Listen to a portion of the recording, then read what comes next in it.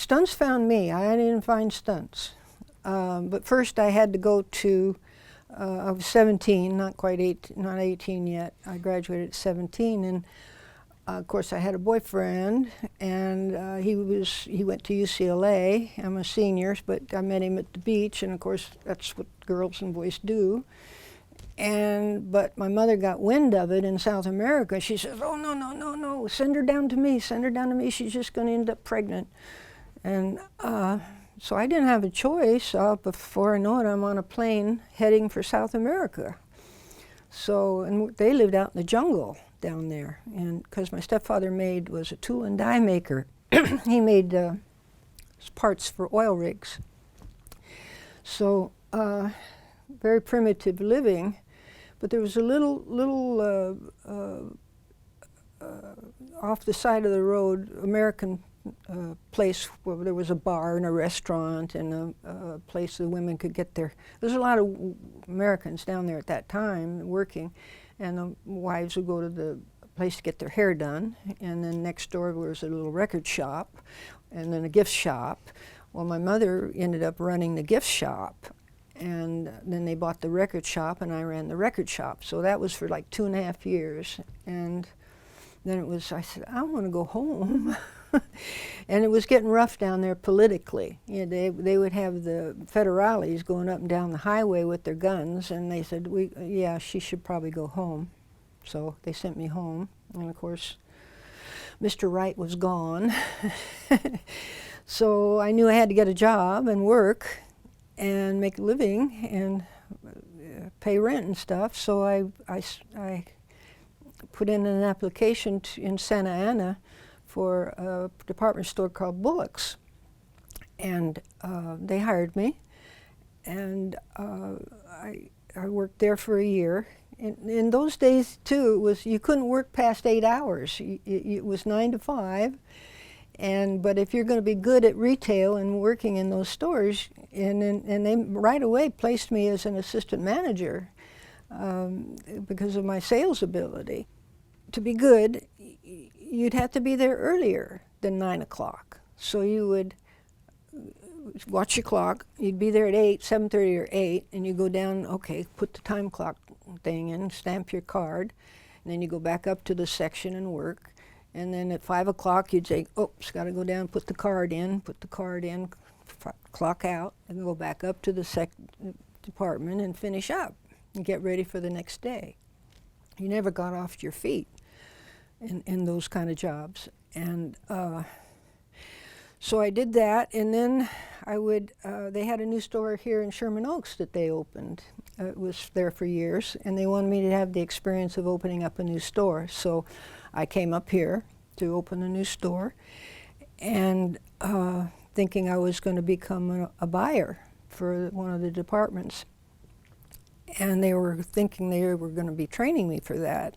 Well, I used to eat lunch with the models, and the models wanted me to be a model. And I said, you guys, I can't be a model. I said, I'm an athlete. And I said, you guys have this certain aura about you. You know you're beautiful. I said, I never thought myself that way. And I said, I can't walk like you guys. We always had a good time laughing. And they said, well, why don't you? And I said, and now I'm making $65 a week working for 6 days a week and never getting overtime or anything. But I said, I can't live on this salary anymore. It's brutal. And they said, well, why don't you go see this guy in Hollywood called Chris Peterson? So he had a commercial production company, and maybe he can use you for something. And so I went and applied and went to meet him, and he said, well, I'll pay a good switchboard operator $100 a week. I thought, $100 a week? Oh my God. I said, but I don't know how to use a switchboard. And don't worry, Eve will show you what to do. You just plug these cords in, answer the phones. And now I'm sitting down, and that wasn't going to work for me either. I can't get up. I got to be here at this phone and these wires. So as time went on, I was with them 2 years, and they had some actresses there that were unit managers or production assistants, and they would bring me their work while I'm on the switchboard and type up their order forms and reports and things. So I learned a lot about production. And then clients would come in and they would say, "Gee, you'd be a great double for Doris Day." And I say, "What's a double?" They say, "Well, they're the ones that do the dangerous stuff, the ones that, so the actress doesn't get hurt." Well, light bulb goes off on my head. And I said, "Well, I wonder how you become a double." Well, then I find out there's an answering service in town called Teddy O'Toole's. They had all the stunt people at Teddy O'Toole's.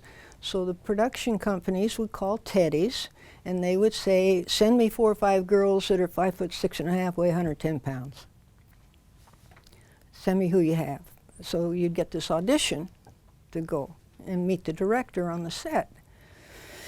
And every time I went, I just looked more like the actress than anybody else. So they'd go like this, "I'll take her." Now it's up to you to perform whatever they want. So it was learning on the job. I had pulled together a resume, and I had on there athlete, all sports, and I had done one little thing for the production company there on a, I can't even remember what it was, but I did something, so that was a credit. And so I went to meet Teddy, and she said, well, she explained the situation and the business, and she said, "I'll just send you on the stuff I think you're right for." And I said, "Okay." Well, once I got with her, I was able to get a commercial. Oh, that was it, a commercial I did for Magic Spray Sizing for the company there.